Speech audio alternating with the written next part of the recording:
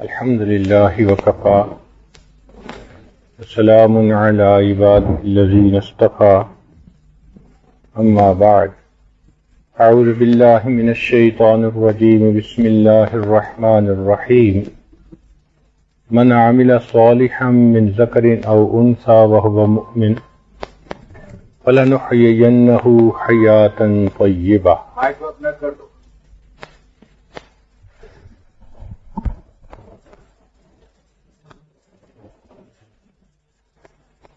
سبحان ربك رب العزة عما يصفون وسلام على المرسلين والحمد لله رب العالمين. اللهم صل على سيدنا محمد وعلى آل سيدنا محمد وبارك وسلم.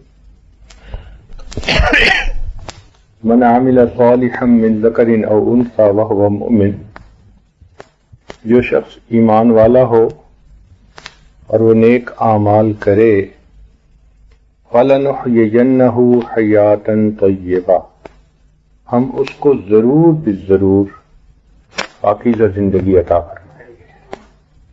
یہ اللہ رب العزت کا وعدہ ہے، ایک ترتیب ہے جو اللہ رب العزت نے ایمان والوں کو بتلا دی. یہ وعدہ ایمان والوں کے ساتھ ہے، پہلی بات. دوسری بات کہ جو نیک اعمال کو اپنائے اس کے ساتھ وعدہ ہے. آج ہم میں سے ہر انسان کامیاب زندگی حاصل کرنے کا متمنی ہے. اگر وہ دیکھتا ہے کہ اچھی تعلیم سے زندگی اچھی بنتی ہے تو تعلیم حاصل کرنے کے لیے کوششیں کرتا ہے، یونیورسٹی لیول تک جاتا ہے، پی ایچ ڈی کی ڈگری بھی حاصل کر لیتا ہے. دن رات طلباء محنت کرتے ہیں کہ ہمارا جی پی اے بہت بہترین ہو جائے. پھر وہ دیکھتا ہے کہ بھئی اچھا بزنس ہونے سے اور اچھی جاب ہونے سے زندگی اچھی گزرتی ہے، اس کے لیے کوشش کرتا ہے. آپ غور کیجئے کہ بزنس مین دن رات محنت کرتے ہیں، جو جاب کرنے والے لوگ ہیں وہ بھی دن رات محنت کرتے ہیں، اور ان کی یہ چاہت ہوتی ہے کہ ہم زیادہ سے زیادہ پروفٹ کمائیں. پھر وہ دیکھتا ہے کہ جس کی بیوی خوبصورت، اس کی میرڈ لائف بہت اچھی گزرتی ہے تو اس کے لیے کوششیں کرتا ہے. چنانچہ جتنے پرپوزل ہوتے ہیں ان میں سب سے زیادہ اچھا پرپوزل اس کو پسند کرتا ہے. خاندان اچھا ہو، شکل صورت بھی اچھی ہو، تعلیم یافتہ بھی ہو، ہر اعتبار سے وہ اپنے لیے بیسٹ پرپوزل کو سلیکٹ کرتا ہے. مگر یہ سارا کچھ کرنے کے باوجود زندگی میں پریشانیاں. سب کچھ وہ کیا جس سے کہ زندگی کامیاب ہونی تھی، پرسکون ہونی تھی، مگر وہ سکون نہیں ملتا.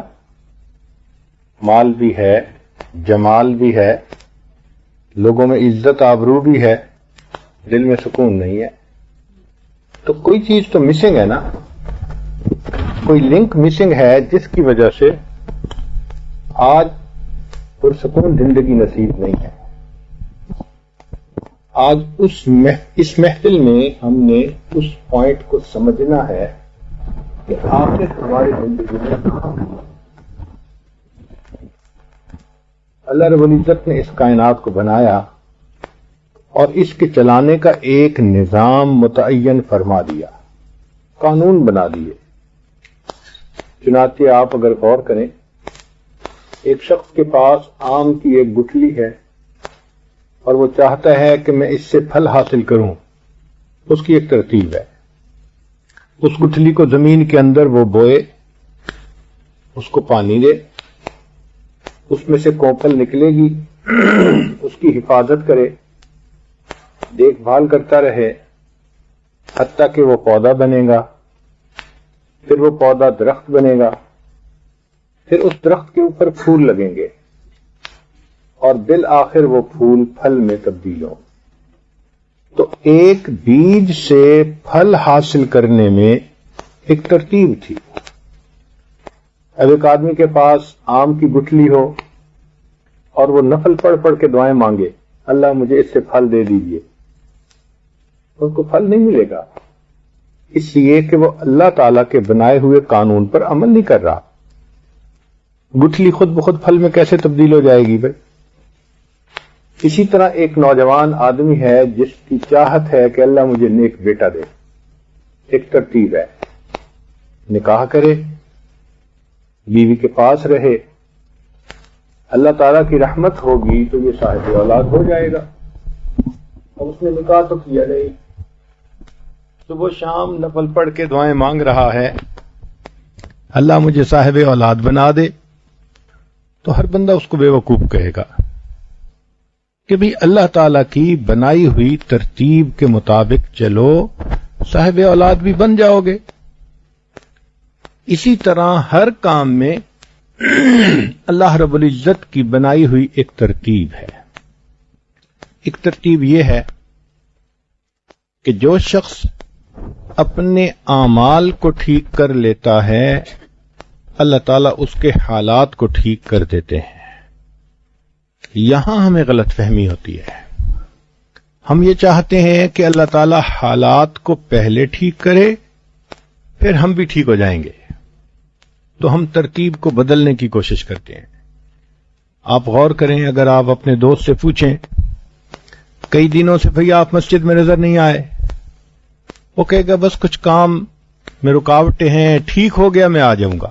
یعنی پہلے حالات ٹھیک ہوں پھر میں اعمال ٹھیک کروں گا. یہ کیسے ہو سکتا ہے؟ اللہ تعالیٰ کی بنائی ہوئی ترتیب کو ہم بدل نہیں سکتے. نتیجہ یہ کہ ہم ٹکرے مارتے رہتے ہیں، اپنی من مرضی سے کوششیں کرتے رہتے ہیں، حالات ٹھیک نہیں ہوتے. اس لیے کہ اللہ رب العزت کے ہاں ترتیب یہی ہے کہ پہلے بندے کے اعمال ٹھیک ہوتے ہیں، پھر اللہ تعالیٰ اس کے حالات کو ٹھیک فرما دیتے ہیں. اللہ تعالیٰ مغیر الاحوال ہیں. حالات کا عدلنا بدلنا یہ اللہ کے اختیار میں ہے. وہ چاہتے ہیں عزت کے نقشوں سے ذلت نکال دیتے ہیں، ذلت کے نقشوں میں سے عزت نکال دیتے ہیں. وَتُعِزُّ مَن تَشَاءُ وَتُذِلُّ مَن تَشَاءُ. یہ تو اللہ کے اختیار میں ہے. حدیث پاک سے بھی ثابت ہے کہ انسان جو اعمال کرتا ہے فرشتے ان اعمال کو اللہ رب العزت کے حضور پیش کرتے ہیں. ان اعمال کو دیکھ کر پھر اللہ تعالیٰ اس کے اوپر حالات کو بھیجتے ہیں. اچھے اعمال ہوں گے تو اچھے حالات کو بھیجا جائے گا، بگڑے اعمال ہوں گے تو بگڑے حالات آئیں گے. جب کہا میں نے کہ یا اللہ تو میرا حال دیکھ، جب کہا میں نے کہ یا اللہ تو میرا حال دیکھ، حکم آیا میرے بندے نہ میں اعمال دیکھ. ہم یہ تو کہتے ہیں کہ حالات ہمارے بگڑے ہوئے ہیں، مگر یہ تو نہیں کہ ہم اپنے اعمال کو بھی دیکھیں. تو ترتیب اللہ رب العزت کے ہاں یہی ہے، بندے اعمال سدھارتے ہیں، اللہ ان کے حالات کو سدھار دیتے ہیں. اب اس کی مثال اگر دیکھنی ہو تو قرآن مجید میں ایک سورت ہے سورہ یوسف. اس کو احسن القصص کہا گیا، قصوں میں سے بہترین قصہ. قرآن مجید کی جو قصے ہیں یہ صرف دل بہلانے کے لیے نہیں سنائے گئے، سبق دینے کے لیے کہ اس کو پڑھیں، سنیں اور اس سے سبق حاصل کریں. چنانچہ اس سورہ یوسف میں آپ کو کئی کردار نظر آئیں گے. ایک بھائیوں کا کردار نظر آئے گا جو اپنے ہی بھائی کے ساتھ حسد میں مبتلا ہو گئے. ایک یوسف علیہ السلام کا کردار نظر آئے گا جن کو اپنے بھائیوں سے وہ توقع نہیں تھی وہ حالات پیش آئے. ایک یعقوب علیہ السلام والد ہیں، ان کا کردار. ایک عورت زلیخا ہے، اس کا کردار. تو آپ اس واقعے کو پڑھیں اور یہ دیکھیں کہ جس کردار نے جو کیا اس کا اپنا انجام. آج بھی وہی معاملہ ہوگا. اگر کوئی آدمی کسی کے ساتھ حسد میں مبتلا ہے اور شریعت سے باہر نکلتا ہے اپنی مرضی کو پورا کرنے کے لیے، جو یوسف علیہ السلام کے بھائیوں کا انجام ہوا وہی اس کا ہوگا. آج بھی اگر کوئی عورت بگڑتی ہے، مرد بگڑتا ہے اور وہ اپنی خواہشات کو پورا کرنا چاہتا ہے شریعت کے خلاف، جو زلیخا کا انجام ہوا وہی انجام اس کا ہوگا. تو اللہ تعالیٰ نے تو سمجھا دیا کہ دیکھو تمہارے سامنے ایک قصہ ہم نے بیان کر دیا، اس کے جس کردار نے جو کیا ایک نتیجہ نکلا، آج تم اگر وہ کرو گے تمہارا وہی نتیجہ نکلے گا. چنانچہ سیدنا یوسف علیہ الصلوۃ والسلام کی مبارک زندگی کو دیکھیے کہ آپ اپنے شہر سے دور، والد سے دور، پردیس میں ایسی جگہ پر ہیں جہاں کوئی واقف ہی نہیں ہے، اور دیکھیں اکنامکلی بھی کتنا لو پوزیشن تھی. ایک غلام ہے جس کی کوئی اپنی مرضی نہیں ہوتی، کوئی حیثیت نہیں ہوتی، وہ دوسرے کے حکم کا پابند ہوتا ہے. اتنی لوئسٹ پوزیشن پر، اتنے پردیس میں جہاں کوئی اپنا نہیں، اس بچے کی زندگی کا سنور جانا ناممکن دکھائی دیتا ہے ظاہری طور پر، مگر اللہ تعالی دکھاتے ہیں کہ دیکھو اس بچے کی زندگی کیسے سنوری. یہ نوجوان ہوا، پھر اس کے اوپر ایک امتحان آیا، اس امتحان میں یہ کامیاب ہوا. اس نے کہا کہ میں اللہ کی نافرمانی نہیں کر سکتا، میں اپنے رب کو جو ہے ناراض نہیں کر سکتا. قال معاذ اللہ، میں اللہ کی پناہ مانگتا ہوں. تو دیکھیے عمل سنورے. پھر اللہ رب العزت نے حالات کو سنوارا. حالات کیسے سنورے کہ ظاہرہ سمجھ میں نہیں آتی تھی کہ ایک بچہ ملک کا بادشاہ کیسے بن سکتا ہے. اللہ رب العزت نے یوں مہربانی فرمائی کہ بادشاہ کے محل میں پالا، اور پھر جب اس پر بادشاہ کی بیوی نے الزام لگایا تو سمجھ لگ گئی بعد میں کہ بھئی قصور عورت کا ہی تھا، نوجوان تو امین نکلا. حتیٰ کہ جب یوسف علیہ السلام نے زلیخا کی بات ماننے سے انکار کیا تو بعد میں اس نے ڈرایا دھمکایا. دو ہی طریقے ہوتے ہیں کام کروانے کے، یا تو سبز باغ دکھاؤ یا ڈراؤ دھمکاؤ. تو پہلے تو اس نے گناہ کی دعوت دی، قالت حیت لک. جب دیکھا کہ اس طرح یہ قریب نہیں آئے تو کہنے لگے اچھا میں جیل بھجوا دوں گی. تو یوسف علیہ السلام کے لیے کتنی عجیب سی سچویشن ہے. ایک طرف انسان جوانی کی عمر میں گناہ کی طرف اس کو دعوت مل رہی ہے، اور دوسری طرف جیل جانے کی دھمکی.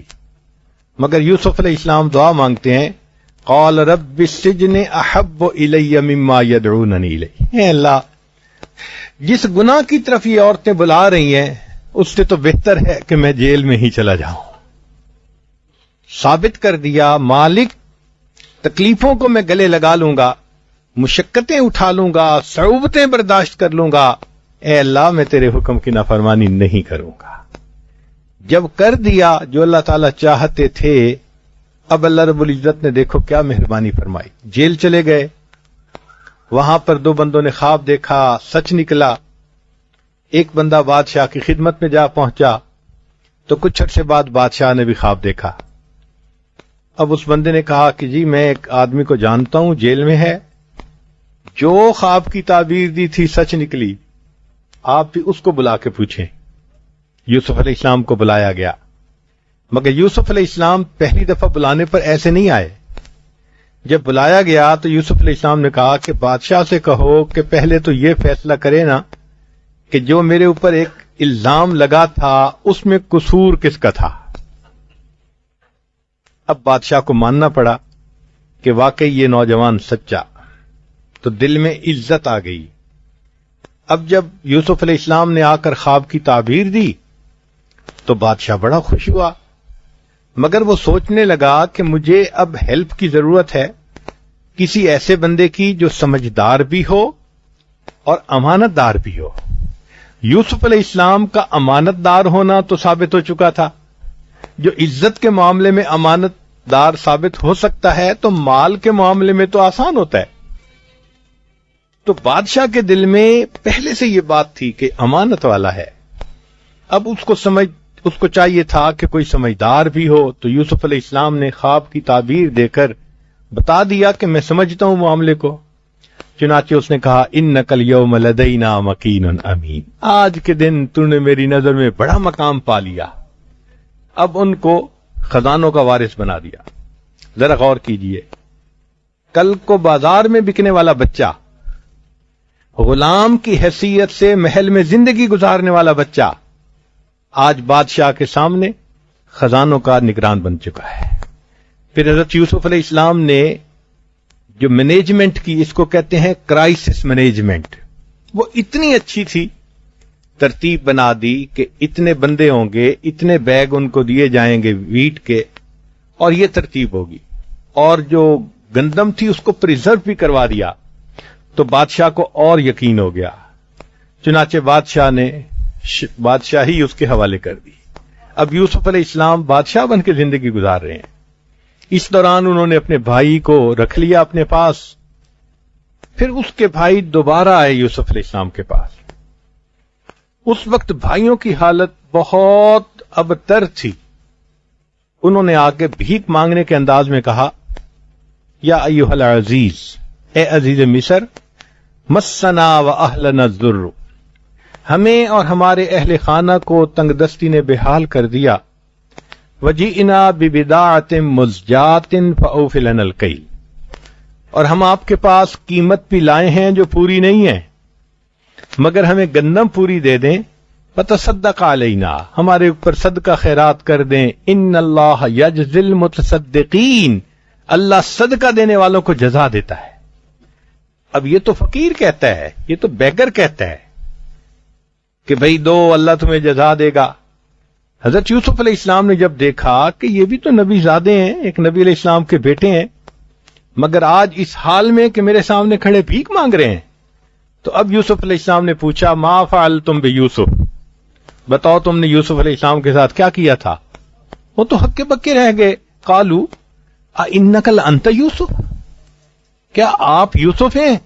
قال انا یوسف، فرمایا ہاں میں یوسف ہوں۔ وہذا اخی، یہ میرا بھائی بنیامین ہے۔ قد من اللہ علینا، تحقیق اللہ نے ہم پر احسان کیا۔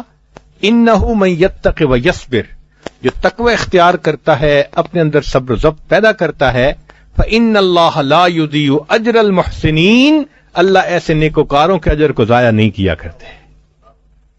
ہر دور اور ہر زمانے میں جو سیدنا یوسف علیہ السلام کی طرح اعمال سنوارے گا، اللہ رب العزت اس کے حالات کو سنواریں گے۔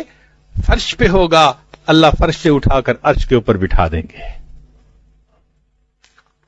تو یہ ایک قانون قدرت ہے کہ جو بندہ اپنے اعمال کو سنوارتا ہے، اللہ رب العزت اس کے حالات کو سنوارتا ہے۔ ہماری غلط فہمی کہ ہم حالات کے سنورنے کے منتظر ہوتے ہیں، یہ پریشانی دور ہو میں مسجد میں آ جاؤں گا، یہ پریشانی دور ہو میں چلے پہ چلا جاؤں گا، یہ کام پہلے سیدھا ہو پھر میں یہ درس قرآن شروع کروں گا۔ نہیں، اعمال پہلے سنوارنے پڑیں گے، حالات بعد میں سنوریں گے۔ یہ لوہے کی لکیر ہے، پوری زندگی اس کو آزمائیں گے تو ہمیشہ سچا پائیں گے۔ چنانچہ صحابہ رضی اللہ عنہم کی مبارک زندگیوں کو دیکھیے، ابتدا میں ان کی کیا حالت تھی۔ مکہ مکرمہ میں ان کے ساتھ قریش مکہ نے کتنا برا سلوک کیا، مگر وہ دین کے اوپر جمے رہے۔ نتیجہ کیا نکلا کہ اللہ رب العزت نے پھر ان کے سامنے کیسر و کسریٰ کے تخت و تاج پیش کر دیے۔ اللہ تعالیٰ قرآن مجید میں فرماتے ہیں، وَاذْكُرُوا، یاد کرو اس وقت کو، اذ انتم قلیل، جب تم تھوڑے سے تھے، مستضعفون فی الارض، زمین میں بہت کمزور تھے، تخافون، تم ڈرتے تھے، ان یتخطفکم الناس، کہ انسان تمہیں کہیں اچک نہ لے، فآواکم، اس نے تمہیں ٹھکانہ دیا، وأیدکم بنصرہ، اپنی مدد سے تمہیں مضبوط کیا، ورزقکم من الطیبات، کھانے کو پاکیزہ چیزیں دیں، لعلکم تشکرون، تاکہ تم اللہ کا شکر ادا کرنے والے بن جاؤ۔ تو انسان اعمال سنوارتا ہے، اللہ رب العزت اس کے نتیجے میں اس کے حالات کو سنوار دیتے ہیں۔ ہم الزام ان کو دیتے تھے، قصور اپنا نکل آیا. ہم یہی سمجھتے رہتے ہیں اللہ ہمارے حالات ٹھیک کرے پھر ہم بھی بڑے ٹھیک ہو جائیں گے. یہ نہیں ہوگا. ساری عمر ٹکرے مارتے پھریں گے, پریشان رہیں گے, نتیجہ کبھی نہیں نکلے گا. اس لیے کہ ہم اللہ رب العزت کی بنائی ہوئی ترتیب کو بدلنے چلے ہیں. یہ کیسے پاسبل ہے؟ تو پہلی نیت ہم یہ کریں کہ آج کی اس محفل میں ہم اپنے بدلنے کی نیت کرتے ہیں. گناہوں کو چھوڑیں, توبہ کریں, اللہ کے سامنے فرمانبرداری کی زندگی اپنانے کا عہد کریں. پھر ان اعمال کی برکت ایسی ہوگی اللہ تعالی ہمارے حالات کو سنوار دیں گے. تو جو شخص اپنے اعمال کو سنوارتا ہے اللہ رب العزت اس کے حالات کو سنوار دیتے ہیں. اسی میں ایک نقطہ اور بھی کہ جو شخص دن کے اعمال کو سنوار لیتا ہے اللہ تعالیٰ اس کے رات کے اعمال کو سنوار دیتے ہیں. بہت سارے دوستوں سے سنا فجر میں آنکھ نہیں کھلتی, کوشش تو بڑی کرتا ہوں جی, تہجد میں آنکھ نہیں کھلتی, الارم بھی لگاتا ہوں, دعا بھی پڑھ کے سوتا ہوں. بھئی رات کے اعمال کا تعلق دن کے اوپر منحصر ہے. دن کے اعمال سنوریں گے, رات کے اعمال کی توفیق اللہ رب العزت کی طرف سے خود بخود ملے گی.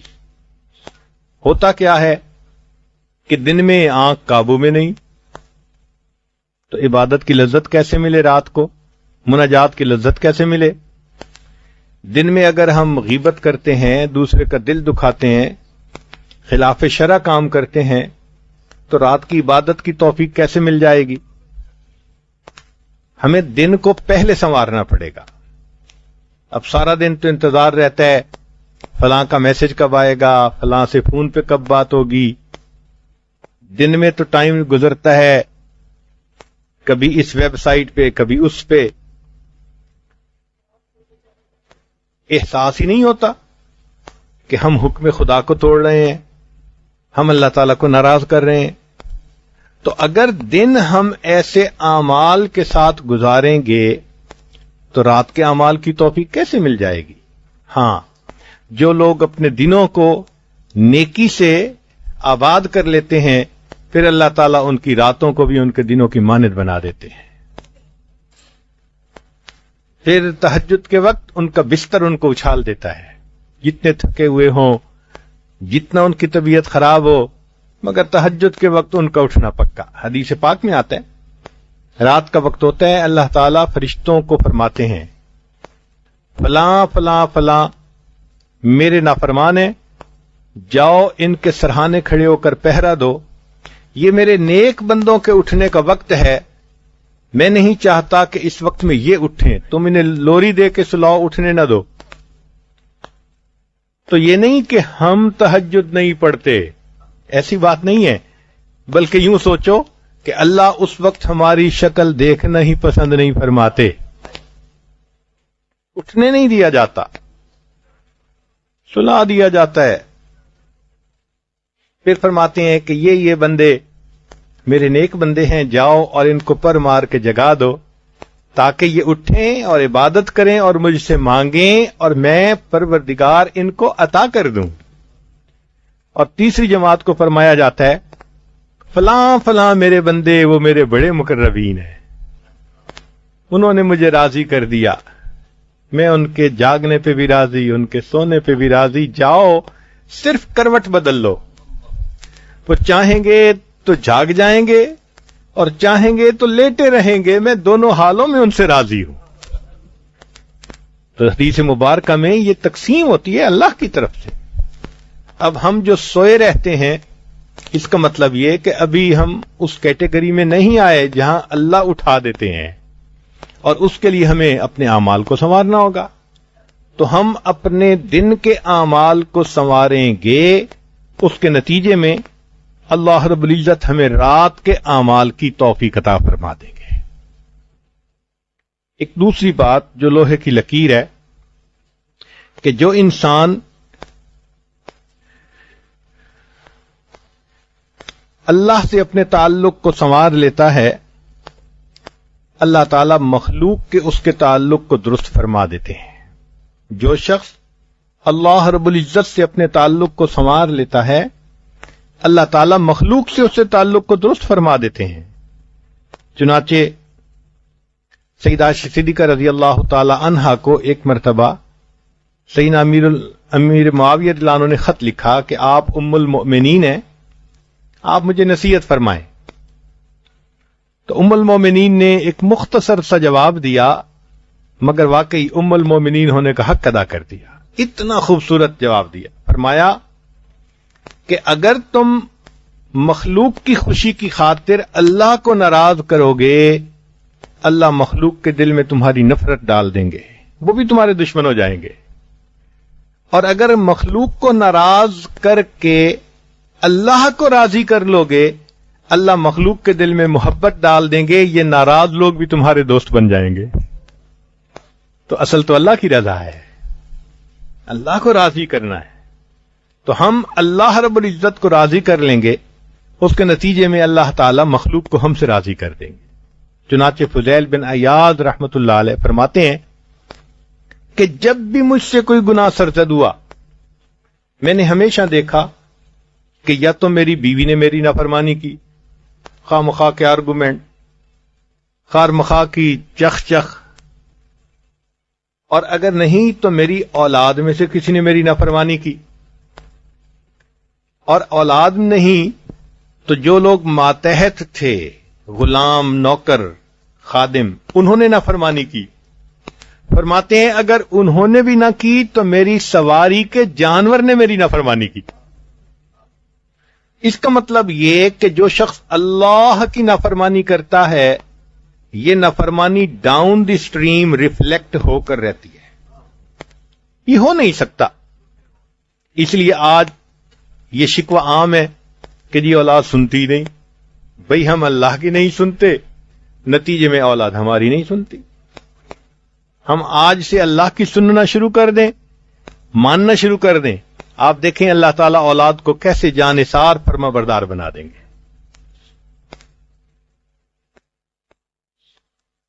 حضرت پتہ نہیں کیا، بس اولاد افلاطون بن گئے ہیں بچے. بھئی وہ افلاطون بنیں گے، آگے سے لاجک دیں گے، آگے سے بحث کریں گے، سنیں گے ہی نہیں. اس لیے کہ ہم اللہ تعالیٰ کی جو نافرمانی کرتے ہیں وہ ہماری نافرمانی کریں گے. تو جو شخص اللہ رب العزت کی فرما برداری کرتا ہے، اللہ مخلوق کو ان کا فرما بردار بنا دیتے ہیں. جو شخص اللہ تعالیٰ سے اپنے تعلق کو سنوار لیتا ہے، اللہ تعالیٰ مخلوق سے ان کے تعلق کو سنوار لیتے ہیں. ورنہ کیا ہوتا ہے، کوئی حاسد کھڑا ہو جاتا ہے، جینا تنگ کر دیتا ہے، روتے ہیں، وہ جی فلاں حاسد دفتر میں ہے، ٹکنے نہیں دیتا، کاروباری حاسد ہے، پاؤں نہیں جمنے دیتا. تو اصل مسئلہ یہ کہ ہم نے اللہ رب العزت سے تعلق کو نہیں سنوارا، مخلوق سے ہمارا تعلق کیسے سنور سکتا ہے؟ اگر ہم چاہتے ہیں کہ مخلوق سے تعلق سنور جائے تو ہمیں اللہ رب العزت سے اپنے تعلق کو سنوارنا پڑے گا. تو یہ دو باتیں، پہلی بات، جو شخص اپنے اعمال کو سنوار لیتا ہے اللہ تعالیٰ اس کے حالات کو سنوار دیتے ہیں. جو شخص اللہ رب العزت کے ساتھ اپنے تعلق کو سنوار لیتا ہے اللہ تعالیٰ مخلوق کے ساتھ اس کے تعلق کو سنوار لیتے ہیں. چنانچہ یہ تعلق ایسا سنورتا ہے کہ محبت کرنے والے ہر طرف، جہاں دیکھو محبت کرنے والے، ان کے پاس کوئی جادو تو نہیں ہوتا جو وہ کر دیتے ہیں. ہاں، ان اللہ والوں کے دل میں اللہ کی محبت ہوتی ہے، اس کے بدلے اللہ ان کی محبت لوگوں کے دلوں میں ڈال دیتے ہیں. ہارون رشید اپنے محل کے اندر کھڑا تھا، اس نے باہر دیکھا تو مسجد تھی، امام ابو یوسف رحمت اللہ علیہ تشریف لائے. اب دو شاگرد پیچھے پیچھے ہیں اور دونوں میں سے ہر شاگرد یہ چاہتا ہے کہ حضرت کے جوتے میں اٹھاؤں، مجھے سعادت ملے. اب وہ پیچھے پیچھے مسجد کے دروازے پر پہنچے. جیسے ہی حضرت نے جوتے اتارے، ایک طالب علم کا ہاتھ ایک جوتے پہ پڑا، دوسرے کا ہاتھ دوسرے جوتے پہ پڑا، ایک نے بھی جوتا اٹھا لیا، دوسرے نے بھی اٹھا لیا۔ اب لے کے جانا تھا تو وہ دونوں سمجھدار تھے، ان میں سے ایک نے رومال بچھایا، ایک جوتا ڈالا، دوسرے نے جوتا ڈالا، ایک نے ایک طرف سے پکڑا رومال، دوسرے نے دوسری طرف سے، اور یوں جوتے لے کے مسجد میں جا رہے ہیں۔ جب ہارون رشید نے دیکھا تو ٹھنڈی سانس، بیوی نے پوچھا کیا ہوا؟ کہنے لگا یوں تو دنیا ہمیں بادشاہ کہتی ہے، لیکن ہمارے جوتے اٹھانے کے لیے بھلا کون جھگڑتا ہے؟ یوں تو دنیا ہمیں بادشاہ کہتی ہے، ہمارے جوتے اٹھانے کے لیے بھلا کون جھگڑتا ہے؟ تو جب انسان اللہ رب العزت سے تعلق کو سنوار لیتا ہے، اللہ مخلوق سے ایسے تعلق کو سنوار دیتے ہیں، محبتیں ڈال دیتے ہیں دلوں میں۔ جو شخص جس قدر اللہ رب العزت سے محبت کرے گا، اللہ کی مخلوق اسی قدر اس سے محبت کرے گی۔ تیسری بات کہ جو شخص اپنی آخرت کو سنوار لیتا ہے، اللہ تعالیٰ اس کی دنیا کو سنوار دیتے ہیں۔ اللہ تعالیٰ کے ہاں ترتیب یہ ہے، جو شخص آخرت کو سنوارتا ہے، اللہ تعالیٰ اس کے بدلے اس کی دنیا کو سنوار دیتے ہیں۔ چنانچہ اس کی مثال اگر دیکھنی ہو، صحابہ رضی اللہ عنہم کی زندگیوں کو دیکھ لو۔ جب نبی علیہ السلام مکہ مکرمہ سے ہجرت کر کے مدینہ طیبہ تشریف لے جا رہے تھے، تو اس وقت تو یوں لگتا تھا کہ شہر سے اب نکل گئے، پتہ نہیں پھر کبھی آنا نصیب ہو کہ نہ ہو۔ اور اللہ تعالیٰ وعدہ فرما رہے تھے، ان الذی فرض علیک القرآن لرادک الی معاد، جس ہستی نے آپ کے اوپر قرآن کو اتارا، وہ آپ کو اس شہر میں واپس لوٹا کر رہے گی۔ صحابہ رضی اللہ عنہم کا حال عجیب تھا، لوگ ان کو مدینہ طیبہ میں نہیں جینے دے رہے تھے۔ چنانچہ جنگ خندق میں اتنے لوگ تھے کہ مسلمان سمجھ رہے تھے کہ پتہ نہیں ہمارا کیا معاملہ ہوگا، کھانے کو کچھ نہیں تھا، پیٹ پہ پتھر باندھے ہوئے تھے۔ نبی علیہ السلام نے 2 پتھر باندھے ہوئے تھے، اور اس وقت نبی علیہ السلام ان کو بشارت دے رہے تھے کہ میں نے جو یہ توڑا اور اس میں سے روشنی نکلی تو مجھے کیسر اور کسرا کے تخت و تاج فتح ہونے کی بشارت عطا فرما دی۔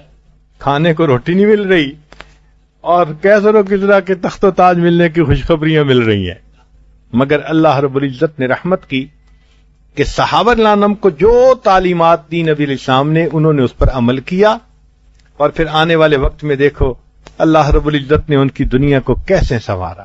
اتنا مال ان کے قدموں میں ڈالا کہ مدینہ طیبہ میں اگر کوئی شخص زکوٰۃ ادا کرنے کے لیے نکلتا تو شام تک اس کو زکوٰۃ کا مستحق کوئی بندہ نظر نہیں آتا تھا، ہر بندے کے پاس اتنا مال تھا۔ حضرت انس رضی اللہ عنہ فرماتے ہیں کہ میں نبی علیہ السلام کی خدمت کرتا تھا، پھر نبی علیہ السلام نے دعا دی اور اس کے بدلے مجھے اتنا مال اللہ نے دیا کہ میں لکڑی کاٹنے والے کلہاڑے سے سونے کی اینٹوں کو توڑا کرتا تھا۔ لکڑی کاٹنے والے کلہاڑے سے سونے کی اینٹوں کو توڑا کرتا تھا۔ وہ کتنا سونا ہوگا بھائی؟ یقین گرام میں تو نہیں ہو سکتا، وہ تو کلو گرام میں ہوگا۔ اتنا اللہ نے ان کو مال بھی عطا کیا تھا، ڈھیر لگا دیے تھے ان کے سامنے سونے چاندی کے۔ پھر اس کے بعد آپس میں محبتیں بھی دیں، امن اور سکون بھی دیا۔ دیکھیں وہ کتنا پرامن ماحول ہوگا کہ یمن سے ایک جوان عورت چلتی ہے اکیلی، اور اس زمانے میں تو ایک دن میں 20-25 میل کا سفر کیا جا سکتا تھا سواری پر، اور اس کو راستے میں مہینوں کا سفر یعنی طے کرنا پڑا۔ عمر لانو نے پوچھا اکیلے سفر کیوں کیا؟ اے اللہ کے حبیب امیر المومنین، میری یہ مجبوری تھی، مجھے سفر کرنا پڑا۔ تو عمر لانو نے ایک بہت خوبصورت سوال پوچھا، فرمایا کہ یہ بتاؤ تم یمن سے چلیں اور مدینہ طیبہ پہنچیں، سینکڑوں میل کا سفر، اکیلی عورت، جوان ہو، تمہارے پاس مال بھی ہے، جوان عورت کی اپنی عزت آبرو بھی ہے، جان ہے، تم نے راستے میں جتنے لوگوں کو دیکھا تو تمہاری فیلنگز کیا ہیں، ان کے بارے میں تاثرات کیا ہیں؟ اس پر اس جوان عورت نے جواب دیا کہ امیر المومنین، میں نے یمن سے مدینہ کا سفر کیا اور میں اس نتیجے پر پہنچی کہ یمن سے مدینہ تک ایک ماں باپ کی اولاد بستی ہے. ایسا امن، ایسا سکون، سبحان اللہ. صحابہ رضوان نے اپنی آخرت کو سنوارا. نبی علیہ الصلوۃ والسلام نے ان کی، اللہ رب العزت نے ان کی دنیا کو سنوار دیا تھا. چنانچہ اس زمانے میں جو بچہ پیدا ہوتا تھا تو اس کا بیت المال سے وظیفہ متعین ہو جاتا تھا. ایک دفعہ عمر رضی اللہ عنہ نے دیکھا کہ ایک عورت اپنے بچے کو دودھ پلانے کی بجائے کوئی روٹی کا ٹکڑا کھلانے کی کوشش کر رہی ہے. پوچھا تم ایسا کیوں کر رہی ہو؟ اس نے کہا کہ جب کوئی بچہ دودھ پینا چھوڑتا ہے تو امیر المومنین اس کا روزینہ متعین کر دیتے ہیں، تو میں بھی جلدی چھڑوا رہی ہوں. عمر رضی اللہ عنہ واپس گھر آئے. کہتے ہیں کہ صبح کا وقت جب ہوا تو امیر المومنین نے فجر کی نماز پڑھائی، مگر وہ فجر کی تلاوت میں اتنا رو رہے تھے کہ تلاوت کے الفاظ سمجھنا مشکل ہو گیا تھا، گریہ طاری تھا. پڑھانے کے بعد پھر بیٹھ گئے. صحابہ آئے تو کہنے لگے کہ پتہ نہیں میرا کیا ہوگا. امیر المومنین کیا؟ کہنے لگے میں نے رات یہ واقعہ دیکھا. اب اگر اور ماؤں نے اپنے بچوں کو اسی طرح دودھ چھڑایا تو اس کا تو جواب عمر کو دینا پڑے گا. پھر اس کے بعد عمر رضی اللہ عنہ نے اعلان کروا دیا کہ قانون ہے کہ بچے کی ولادت ہوگی، ماں کو دودھ چھڑانے کی شرط نہیں، اس بچے کا روزینہ متعین کر دیا جائے گا. بچہ پیدا ہوتا تھا، بیت المال سے اس کا روزینہ متعین ہو جاتا تھا. اللہ نے اتنا مال دے دیا تھا. اللہ تعالیٰ قرآن مجید میں ارشاد فرماتے ہیں وَلَوْ أَنَّ أَهْلَ الْقُرَىٰ آمَنُوا وَاتَّقَوْا، اگر یہ بستی دیسوں والے تقوی ایمان لاتے، تقوی اختیار کرتے، لَفَتَحْنَا عَلَيْهِمْ بَرَكَاتٍ مِّنَ السَّمَاءِ، ہم ان کے لیے آسمان سے برکتوں کے دروازے کھول دیتے. بھئی ہمارا رزق کہاں ہے؟ قرآن مجید میں فرمایا وَفِي السَّمَاءِ رِزْقُكُمْ، تمہارا رزق آسمانوں میں ہے. اور اللہ تعالیٰ فرماتے ہیں کہ اگر تم ایمان لاؤ، تقوی اختیار کرو تو ہم رزق کے دروازے کھول دیں گے. سبحان اللہ. کوئی رزق ہمارا باندھ سکتا ہے؟ روک سکتا ہے؟ بعض لوگ کہتے ہیں نا جی کہ کسی حاسد نے رزق باندھ دیا ہے. سب بیوقوفی کی باتیں ہیں. رزق اللہ کے اختیار میں ہے، نہ کوئی روک سکتا ہے، نہ باندھ سکتا ہے، نہ کسی کو محروم کر سکتا ہے. ہاں تقوی نہیں ہوگا تو ہمارے اعمال کی وجہ سے خود بخود رزق میں تنگی ہوگی. اللہ تعالیٰ ارشاد فرماتے ہیں وَمَنْ أَعْرَضَ عَنْ ذِكْرِي فَإِنَّ لَهُ مَعِيشَةً ضَنْكًا، جو ہمارے قرآن سے اعراض کرے ہم اس کی معیشت کو تنگ کر دیں گے. اور دیکھیں آج ہم نیکی سے منہ پھیرتے ہیں، معیشت تنگ ہے. جتنا کاروبار ہے پھر بھی ہاتھ تنگ ہوتا ہے. تو ہمیں چاہیے کہ ہم اللہ رب العزت سے اپنے تعلق کو سنواریں. تو جو شخص اپنی آخرت کو سنوار لیتا ہے اللہ تعالیٰ اس بندے کی دنیا کو سنوار دیتے ہیں. اور دنیا کیسے سنورتی ہے؟ سبحان اللہ. سفیان ثوری رحمۃ اللہ علیہ کا ایک شاگرد تھا، اس کو اپنے استاد سے اتنی محبت تھی کہ وہ ایک مرتبہ آیا، کہنے لگا کہ بس میری ایک فریاد ہے، قبول کر لیں. ان کا بتاؤ؟ کہنے لگا نہیں، پہلے وعدہ کریں پھر بتاؤں گا. چونکہ بہت تعلق تھا تو سفیان ثوری رحمۃ اللہ نے وعدہ کر لیا. اچھا بھائی میں تیری بات مانوں گا، بتاؤ. اس نے کہا کہ میں ہر روز آپ کو ایک سوٹ کپڑوں کا ہدیہ کروں گا، آپ اس کو قبول کر لینا اور اس کو پہن کر پھر حدیث کا یا فقہ کا درس دینا ڈیلی. آپ نے قبول کر لیا. کتابوں میں لکھا ہے کہ سال کے 365 لباس وہ ہدیہ کیا کرتا تھا. ہر روز نیا لباس پہن کے درس دیتے تھے. اللہ اکبر. اللہ دنیا ایسے سنوار دیتے. چنانچہ ایک سیاح گھومنے پھرنے کے لیے انڈیا آیا تو وہ اجمیر بھی گیا. وہاں اس نے دیکھا کہ حضرت خواجہ معین الدین چشتی اجمیری رحمت اللہ علیہ جہاں آرام فرما رہے ہیں، وہاں مسلمان اور غیر مسلم سب آتے ہیں، دعائیں مانگتے ہیں۔ تو جب واپس گیا تو بیوی نے پوچھا کہ وہاں کی کوئی انوکھی بات بتاؤ جو دیکھ کے آئے ہو۔ اس نے کہا کہ انوکھی بات یہ کہ فلاں جگہ میں نے دیکھا ایک بندہ قبر کے اندر پڑا تھا مگر لوگوں کے دلوں کے اوپر حکومت کر رہا تھا۔ اللہ اکبر۔ تو دیکھنے میں وہ قبر میں ہوتا ہے مگر لوگوں کے دلوں پر حکومت کر رہا ہوتا ہے۔ ایسی محبتیں اللہ ان کے دلوں میں ڈال دیتے ہیں۔ تو 3 باتیں لوہے کی لکیر ہیں۔ پہلی بات، جو شخص اپنے اعمال کو سنوار لیتا ہے اللہ تعالیٰ اس کے حالات کو سنوار دیتے ہیں۔ جو شخص اپنے دن کے اعمال کو سنوار لیتا ہے اللہ رات کے اعمال کو سنوار دیتے ہیں۔